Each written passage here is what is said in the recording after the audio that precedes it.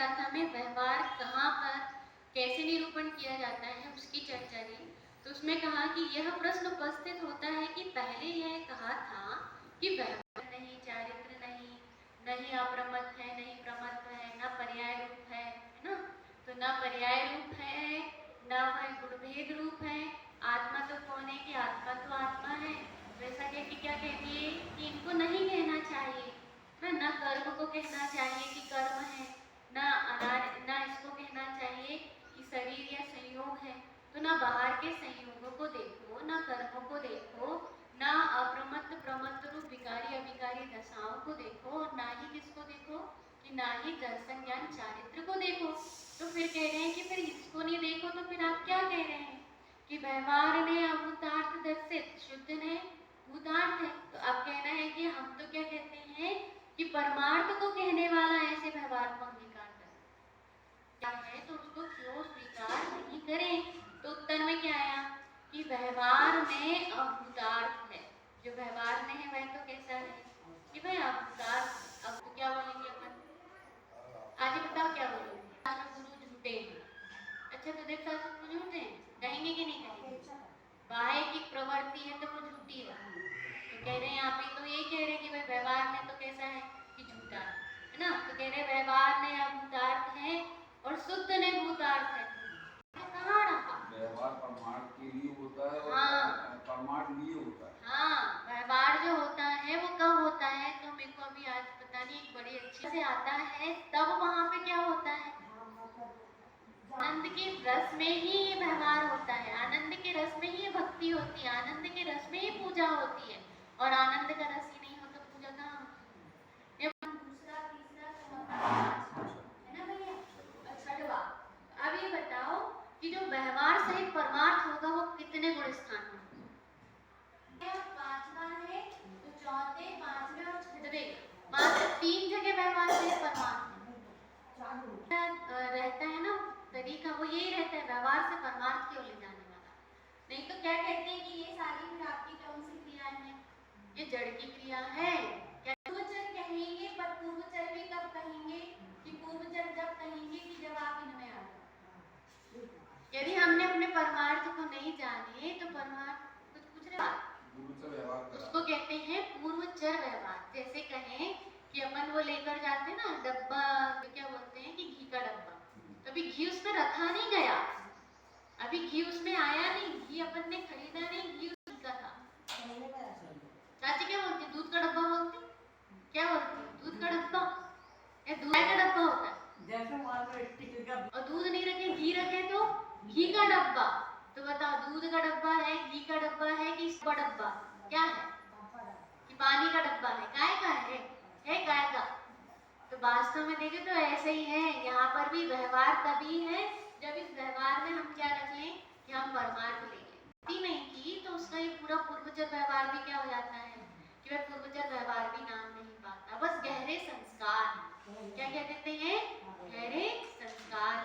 जब आनंद से भरी होती है तब तो उसमें वो व्यवहार है लेखन और उसमें भरा था परमार्थ। आनंद आए तो वो व्यवहार रूप लेखन होता है।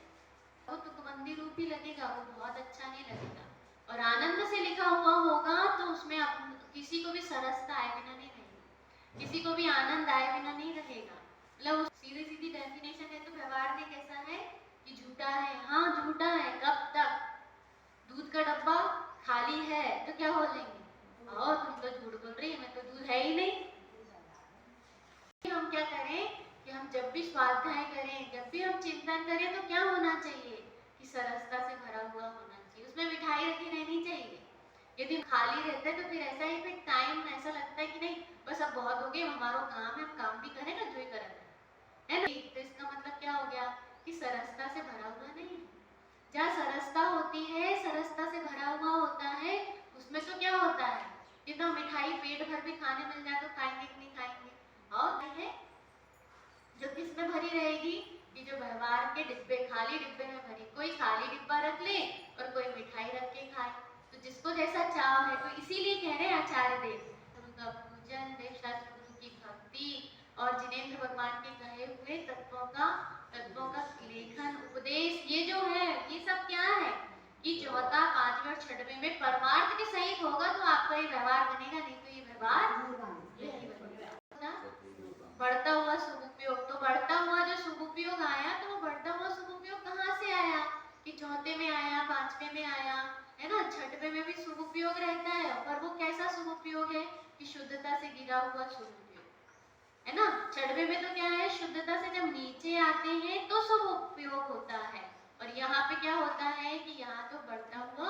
शुभ उपयोग होता है, यहाँ तो अशुभ में लगा जाता है।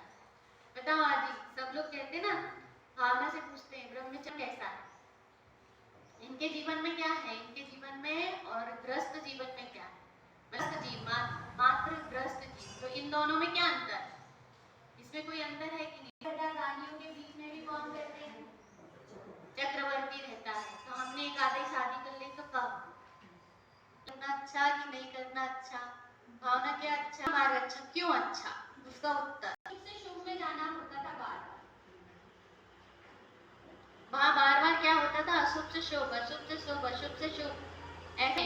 तो पंचम गुण स्थान वर्ती जीव को क्या होगा भैया, को भी तो कारभार देखना पड़ता कि नहीं देखना पड़ता, प्रजा का लालन पालन देखेंगे कि नहीं देखेंगे। महारानी है तो ऐसी थोड़ी ना बन जाती है, प्रजा का पूरा ध्यान रखना पड़ता महारानियों को भी। भक्ति लिखते होंगे तो कैसे लिखते होंगे वहां, कैसे भक्ति लिखे होंगे, उनके उपयोग में भगवान रहते होंगे कि नहीं रहते, पता होगा कि ऐसी भक्तियां लिखते चले गए, ऐसी पूजन लिखते चले गए। तो इसलिए यहाँ पे यही तो समझना, अपने को बताओ ना, जो निवृत्ति रूप है भावना, निवृत्ति रूप है, तो पापा को तो मंदिर आना पड़ता है, काम कैसे किसके सुब्रत करना है वो छोड़ना पड़ता है। मम्मी को तो काम करना है, तो घर में कौन कौन सा निवृत्ति ले ली उनको सोचना पड़ता है। वो तो कहाँ जाते हैं कि वो तो शुभ से शुभ में, फिर थोड़ा बहुत कहीं अशुभ आया तो फिर शुभ से शुभ में। तो बताओ निवृत्ति अच्छी होती है कि ग्रस्त बने की प्रवृत्ति अच्छी होती है। के भी क्या होता है कि बना रह सकता है, दौलत राम जी है, ये भूदरदास जी हैं, इन्हें क्यों बोले कि हमको इतना समय अब इसमें नहीं लगाना कि कमाई में नहीं लगाना। तो उनकी भी लेखनी, जब लेखनी लिखने के लिए बैठते थे तो ग्रस्त होते हुए भी वो लिख सकते थे ना, तो उनने क्यों निवृत्ति ली, कि वो भी ये समझ रहे थे, क्या समझ रहे थे कि निवृत्ति अति अनिवार्य है। तो बताओ ये सट आवश्यक जो कहे वो ग्रस्तों को क्यों कहे आज ही, इसीलिए कहे। अब आप बताओ, आप रह रही हो, अपना बनाती हो, अपना खाती हो, अपना करती हो, फिर क्या करती हो, जब बैठना है खोल लिए, स्वाध्याय कर रहे हैं, कर रहे कि नहीं कर रहे, हमने अपना खोला और स्वाध्याय करने लगे, फिर स्वाध्याय करने लगे, है ना। निवृत्ति में जीवन जो होता है, तो बताओ थोड़ा सा भी टाइम मिले, उपयोग कहीं जाए तो कहाँ आता, फिर सीधा शुभ में आता है, फिर शुभ में आता है, फिर शुभ में आता है। मोह रूप साधन नहीं है तो वहां पे हमारा उपयोग जाए क्यों, हम तो कहाँ रहते हैं, हम तो हमारे में रहते हैं। लेकिन यदि कोई क्या करे कि ब्रह्मचर्य ले ले, और ब्रह्मचर्य लेने के बाद किसको देखे, किसको देखे, भावना जी बढ़िया, इनने तो अपने क्या है, इनसे जो मांगने मांग ले, जो इनको इनसे करना है तो करवा ले, इनसे जो खाने खा ले, इनने जिनसे बनवाना है बनवा ली, और इनको जहाँ जाना है उनके साथ चले गए, जब कह रहे तब लेके चले गए। तो ये क्या करते हैं आप, कि आपको पता ही नहीं है कितना गलत पाप का बंध हो रहा है। क्यों, कारण उसके पीछे कि आपको ऐसा दिखाई दे रहा है, लेकिन वहां तो अशुभ अशुभ है, और उस अशुभ में ही प्रवर्तन चल रहा है ना। ज्ञान ने अभूतार्थ है और शुद्ध ने भूतार्थ। कौन था आजी, जल्दी बताओ, जो रोटी है वो सब क्या थी उसमें, पहले ने में, अब पहले ने में ये थी, और दूसरे ने में क्या थी, कि रोटी में डला हुआ नमक पानी, ठीक, ये कौन से में था, दूसरे में। तो अब यहाँ पे भी लगाते जाना, व्यवहार ने कब कब, ये कहा ना, भूतार्थ का आश्रय लेता है वह जीव निश्चय से सम्यक दृष्टि होता है। तो रोटी खाना है, भूख लगी है तो क्या खाती हो, तवा खाती हो, बेलन खाती हो, आग खाती हो, क्यों नहीं खाते, आग खा लेना चाहिए, रोटी खाने की क्या जरूरत, बटा खा लो थोड़ा सा, उससे भी तो पेट भर सकता कि नहीं भर सकता, थोड़ा लद्दा खा लो, यही तो खा लो, साड़ी खा लो, दो चार चार कुछ भी खा लो ना, रोटी क्या खा रहे। गुरु है तो देवशास्त्र गुरु के नजदीक में हम आए हैं, तो देवशास्त्र गुरु के नजदीक से हमें क्या मिला, कि हमें हमारा आटा रूप शुद्ध द्रव्य मिला, ठीक। यदि यहाँ आके इस व्यवहार में, इसको क्या कहेंगे हम, व्यवहार, तो इस व्यवहार से हम कहाँ चले जाते हैं, कि हमारे शुद्ध द्रव्य रूप परमार्थ की ओर जाते हैं, किसकी ओर जाते हैं, शुद्ध द्रव्य की ओर, परमार्थ की ओर जाते हैं, भूतार्थ की ओर जा रहे हैं, तो सही, तब क्या कहेंगे हम, सही। कहाँ जाना चाहिए, सीधे रोटी, भूख लगी तो खाने के पास जाना चाहिए, देखना आप। हाँ, अब इस व्यवहार से, मान लो देवशास्त्र गुरु है, तो देवशास्त्र गुरु वाले जो व्यवहार है उनसे हम कहाँ कहाँ जाए तो गलत, देवशास्त्र गुरु के व्यवहार से बताना भैया, जब ये वाले व्यवहार से हम पहले नंबर में कहाँ जाए, कि यदि हम अपने घर परिवार में जाएं तो बहुत ज्यादा गलत, समझ गए कि हमारे घर में लड़का बच्चा हो जाए, हमारे लड़के बच्चे अच्छे हो जाए, हमारे घर में शांति हो जाए, हमारे घर में कसाय हो रही है तो कसाय नहीं हुए, है ना, हमारे घर में क्या हो रही है, लड़ाई झगड़ा हो रही है, अशांति आ गई है, तो पर अपने शांत स्वरूप में नहीं जाए और दूसरे को शांत करने में लगे रहे तो कभी शांत स्वरूप प्रकट होगा कि कभी नहीं होगा।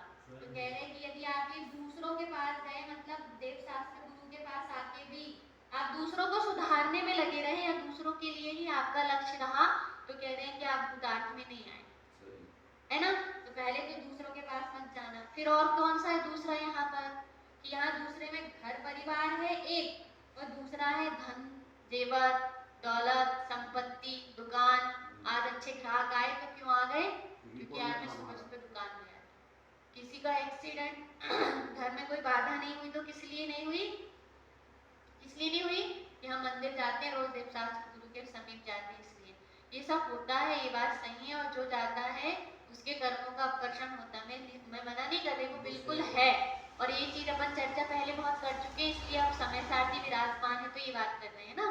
तो देव शास्त्र गुरु के नजदीक जाने पर, लेकिन इसका लक्ष्य लेकर नहीं जाता, कौन, जिसको परमार्थ शांति चाहिए वो उदय आ जाता है जीव का। बहुत अच्छा उदय को प्राप्त नहीं होता, मतलब वही कर्म का उदय आपके लिए बहुत उत्कृष्टता को प्रदान कर दे और वही कर्म का उदय आपको कुछ भी प्राप्त ना कराए। किसके कारण, यदि आप ये लक्ष्य करके आ गए। अपने को ऐसा लगता है, अपन कई बार लेते ना अपन ऐसा कि अपन बड़े आज अपना मन अच्छा नहीं लग रहा है, शरीर में बाधा है, और अपन ऊपर आते हैं, तो ऊपर आने से क्या होता है कि धीरे से अपने को यही लग जाए, क्या लग जाए, हे भगवान सब कछु तो सब कछु एक तरफ, मेरे पैर बस ठीक हो जाए और सब कछु बाकी। परिणाम में क्या चलता है, जब भी हो तुरंत नहीं देख पा रहे हो, बाद में देख पा रहे हो, तब कि घर परिवार दिखता है एक, धन वैभव दिखता है दो, तीसरा नंबर फिर इधर पे दूसरे ने में आएंगे तो शरीर दिखता है।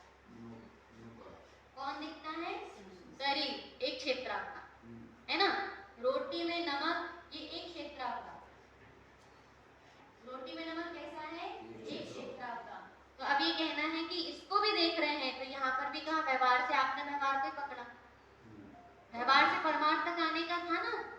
यहाँ ये तभी कार्यकारी जब आप परमार्थ की ओर आओ। तो आप कह रहे हैं कि व्यवहार से कहाँ आ गए आप, कि शरीर तक भी आ गए, चलो यहाँ तक भी आए तो ठीक, लेकिन और कहाँ आते हैं, किस ओर जाते हैं, कर्म की ओर आते हैं। यदि आपने भगवान को देखकर ये भी विचार कर लिया क्या कि अरे भगवान आप तो कैसे हो गए कि आपके तो अब ज्ञानावर्णी का अभाव ही हो गया, मेरे तो ज्ञानावर्णी कर्म है, मेरे तो बहुत अल्प ज्ञान है और आपके बहुत ज्ञान है। ऐसे भी आचार्य देव ने भक्ति लिखी है ना। तो ये भी व्यवहार से भक्ति है, कैसी भक्ति है, वो भी व्यवहार से भी आएगी। देखकर कि भगवान कर्म रहे थे, उसको देखकर अपने कर्म के उदय को देखना, अपने कर्मों के साथ को देखना, तो वो व्यवहार भक्ति है। फिर उसको भी देख लीजिए। अब बताना भैया, नमक पानी तो देखा एक क्षेत्र आप गाँव में, ठीक, बताना रोटी में ऐसी कौन सी चीज है जो रोटी के अंदर ही होती है और रोटी जैसी नहीं होती, सारी पर्याय कोई है कि नहीं। अरे वो काली काली चीज लग जाती ना, तो जो काली काली चिट है इसकी विकारी पर्याय है। ये तीसरे नंबर के नए से, कौन से नए से, तीसरे नंबर के नए से विकारी पर्याय। तो जो विकारी पर्याय को लक्ष्य करता है वो तीसरे नंबर का नए है। तो हम रोटी में देखते हैं तो रोटी खाते समय उसमें काली काली चिट होती कि नहीं होती। अपन ने एक सफेदी रूप जो चमक आई, जो आई वो पका हुई पर्याय है, वो योग्यता है 10 समय की, कि वो आटे की उस योग्यता को कह रही है, उसमें वो पर्याय है कि फिर वो द्रव्य है। तो अब बताओ, हम भगवान के पास आकर या तो किसके पास गए, घर परिवार कुटुंब के पास गए, या धन दौलत के पास गए, या कहीं और किस पे चले गए कि शरीर में चले गए, रोग दुख में चले गए, और ज्यादा हुए तो कर्म के पास आके देखने लगे। पहले तो इतना देखते ही नहीं, बस भगवान भगवान ही देख लेते हैं, वो भी पता नहीं चलता, परिणामों में जो चलती श्रृंखला वो चलती चली जाती। फिर देव शास्त्र गुरु के नजदीक आके हम अपनी विकारी पर्याय को भी देखने लग जाए कम से कम, तो वो भी महादुर्लभ है, तो वो भी व्यवहार से व्यवहार को ही देखते। विकारी पर्याय, हाँ, मतलब शुभ और अशुभ भाव। भगवान की बहुत भक्ति हो रही, बहुत भक्ति, आज इतना आनंद आ रहा है, इतनी उमंग आ रही, वाह भगवान बहुत बढ़िया बहुत बढ़िया, ऐसा मंदता जो आएगी वो भी विकारी पर्याय। थोड़ी मध्य चिट वाली रोटी या ज्यादा चिट वाली रोटी, कभी कभी कषाय तीव्र होती है, कभी कषाय थोड़ी मंद मंद होती है। पर्याय कैसी है कि रोटी रूप में कहाँ है, आटे रूप में कहाँ है वो पर्याय जो है आटे रूप में हो, भले ही रोटी में है, आटे में है, लेकिन आटे में होते हुए भी वो आटे रूप में नहीं है। ऐसी मोहरादेश पर्याय कहाँ है कि आत्मा में है, लेकिन आत्मा में रहते हुए भी कहाँ कैसा नहीं है, ये आत्मा रूप में नहीं है। कहते हैं कि ये मैं नहीं हूँ, फिर कहते हैं ऐसा मैं नहीं हूँ, वो पूरे नए से ऐसा घटाते हैं कि मैं नहीं हूँ, मैं ऐसा नहीं हूँ, मैं इतना नहीं हूँ। जब ज्ञान भी है तो मैं ऐसा नहीं हूँ, ये पर्याय कहाँ जाएंगे कि ये अल्प विकसित पर्याय है तो उधर, और पूर्ण विकसित हो तो वो फिर उधर साक्षात शुद्ध निश्चय में उसमें चली जाएंगे, है ना। तो बताओ विकारी पर्याय जो कहेंगे तो विकारी पर्याय को क्या कहेंगे, मैं ऐसा हूँ कहेंगे। रोटी की चिट जो है तो फिर आटा रोटी की चिट रूप है। कभी जो परिणाम है वो हमारे स्वभाव में हो रहे हैं, लेकिन कैसे नहीं है कि वो हमारे जैसे नहीं है। तो जब हमारे जैसे नहीं है तो हम क्या करेंगे, हम भगवान के पास आते भी हैं तो पहले तो दूसरों की कसाई देखते रहते हैं, जे सुधर जाए, जे खराब है, इनकी कसाई ज्यादा, जे नहीं सुधर रहा है। ये जो मैं सदा काल हूँ, कैसा हूँ कि दर्शन ज्ञान चारित्रमयी हूँ। तो जब हम इसमें आ जाते हैं तो हम कहेंगे कि हमने क्या किया, कि हमने प्राप्ति कर ली। किसकी प्राप्ति कर ली, कि हमने अपने शुद्ध निश्चय स्वरूप की प्राप्ति कर ली। कलश है ना, तो कैसे है कि हस्तावलंबन रूप है, और खड़े होके तुम कहाँ आ जाओ, बस इधर से चढ़ जाओ, फिर ऊपर आ जाओ, फिर चढ़ जाओ, फिर ऊपर आ जाओ। तो अपने दो जैसे ही हो, आप देव रूप ही हो, आप शास्त्र रूप ही हो, आप गुरु रूप ही हो, आप में ये स्वरूप है, ऐसा बताते हैं, है ना। इस व्यवहार को अभूतार्थ कहा, और परमार्थ को क्या कहा कि वही भूतार्थ है और उसी का आश्रय लेना चाहिए, नहीं तो सब डब्बा खाली है, मिठाई तो खाई नहीं।